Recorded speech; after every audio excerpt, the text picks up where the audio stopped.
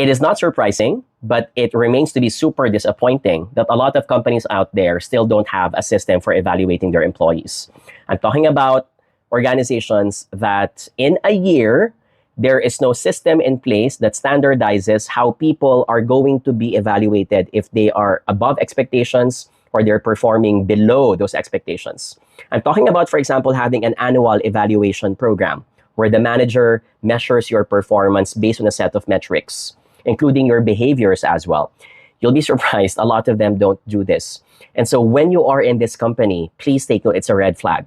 You will never be evaluated fairly because there are no standards in place. You probably will not be promoted based on merit, but rather based on relationship and based on how strong your reputation is with the owner or with the managers. So please reconsider your options if you happen in an organization like this.